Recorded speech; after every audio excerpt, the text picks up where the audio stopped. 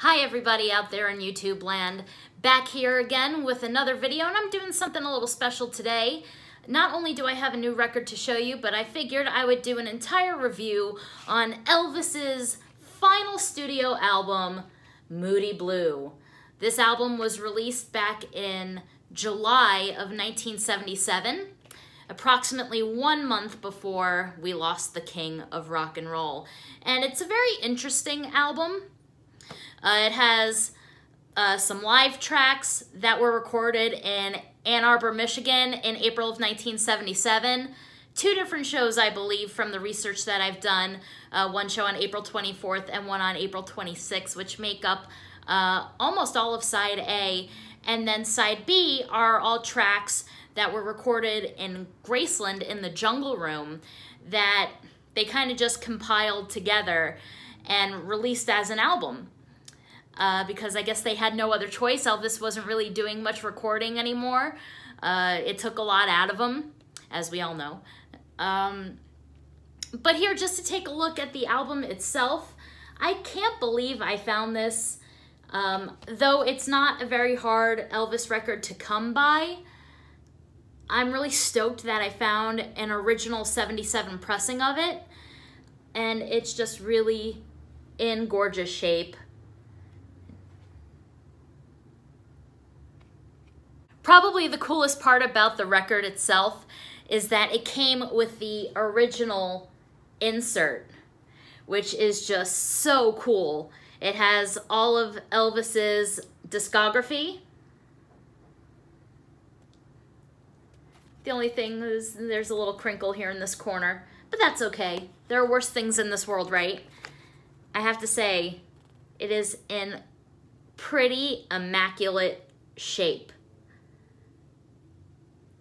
And here's the vinyl itself, you guys. Beautiful blue vinyl, which, yes, I know the black vinyls, you know, the one that everybody talks about.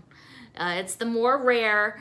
It was pressed on blue first, and then right before Elvis died, they did a couple of pressings in black, and then after Elvis died, they pressed some more in blue. But you guys, this looks like, other than me, I've played this record twice.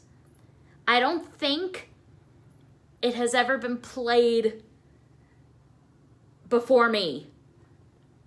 When I put it on my turntable, I swore I was listening to, you know, like a digital copy. This sounds so damn good. But here's another look. I know I'm kind of just spinning it around. There's side A for you. Then here's side B. I told you guys, it's just incredible, the shape that I got this in. And I only paid 10 bucks for it. Ah!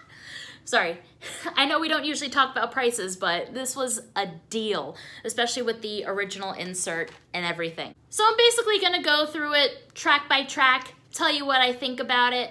The record starts off with a live version of Unchained Melody, which is, you know, a weird way, I think, to start off a record. I think this could have been great as the last track on the B-side, but we all know Elvis's Unchained Melody, the Righteous Brothers cover. It's just him and the piano, and Elvis can really just, that man can sing. Nobody can ever deny it. It's a beautiful, beautiful cover, and I always have enjoyed Elvis's version of it. The next track, If You Love Me, also recorded in Ann Arbor, Michigan, live, and it's a good song. It's more of an Elvis country vibe, but it's something that you can get up and you can kind of dance to. It's probably one of my favorite tracks on the album. I think it was a single. I have no idea. But if I could imagine, this would be, you know, a hit song. Track number 3 is Little Darlin', which is kind of like a doo-wop song. It's probably the shortest song on the whole album. It's about 1.5 minutes long. It kind of reminds me of Crocodile Rock. So definitely very 70s-esque doo-wop, trying to get a 50s vibe in there. Track number 4 is He'll Have to Go, which was recorded in October of '76. Actually, I think this was recorded on Halloween. In The Jungle Room of Graceland. Another very country vibe song. I'm honestly not a huge fan of country music, but Elvis knows how to sing them. And country music was definitely on the rise in the 70s. It was very popular then, and if it wasn't country music happening down south in America, it was punk music and kind of new wave stuff happening in the late 70s up north. Track number 5 is Let Me Be There, which is probably my favorite song on the whole album. Totally catchy, up-tempo song.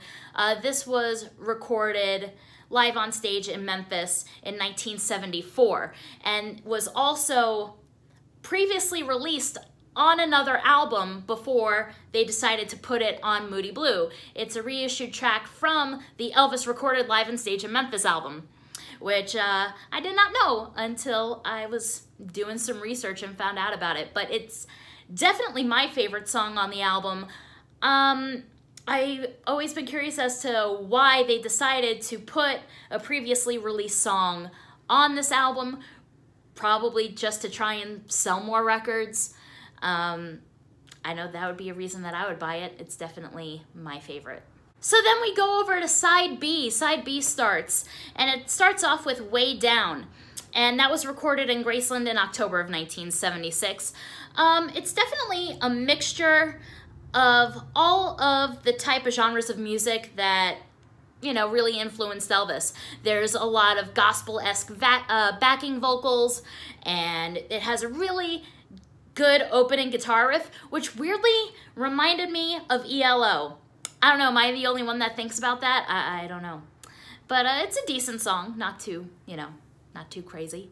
Song number 2 on side B is called Pledging My Love and was recorded at the same session as Way Down in Graceland in October of 1976.